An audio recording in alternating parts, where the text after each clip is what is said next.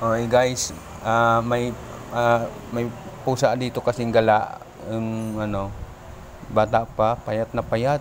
Ayun, may sugat sa buntot. Gusto ko ngang alagaan. Hinahanap ko pa siya kung nasaan siya. Kasi pumasok dito sa ilalim. Ayan, ayan. Ayun dyan siya sa ilalim nagtatago. Takot kasi yan sa tao. Siguro may phobia na. Pag lalapitan mo, tumatakbo. Yan o, yan. Payat nun, tingnan mo yung mukha niya, no? Payat na payat. Yan, tinatawag ko, ming, ming, ming. Ayan o, tatakbo yan. Oo. Mailap sa tao kasi nga, ewan ko kasi nung may-ari nito, gumalala yan dito, mga nakarang linggo pa yan. Kaya yung pinapakain-kain ko lang kasi nga kawawa, may sugat yung buntot, parang binalatan. Ewan ko kung sino may gawa nun. Ayun, ayan na siya, lumabas na siya. Ayan mo yung buntot nyo, kawawa. Ayan, bibilang ko nga ng yan, ng pagkain niya.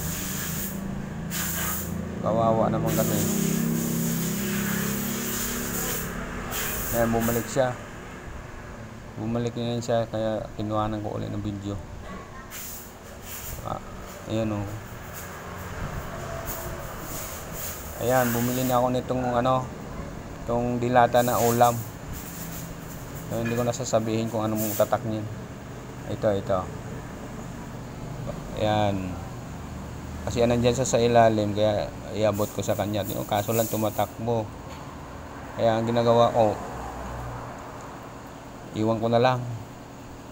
Tingin ko na lang siyang maglalabas kasi pag naamoy kasi nila yan, ayan na siya. Kain na yan. Kawawa naman kasi. Paunti-unti paanuhin ko yan. Kawawa eh. Paamuhin ko yan. Tapos gagamutin ko yung sugat niya sa buntot. As in parang binalatan talaga yung buntot. Yan. Okay, ayan naman ulit siya. Hinahayaan ko lang siya. Ini-video ko lang siya pag lumalabas. Kaya guys, maraming salamat. Hanggang sa muli naman. Ko sa bibidyoin ko sa kawawa eh. Gagamutin ko yan. Hindi pwedeng hindi. Maraming salamat.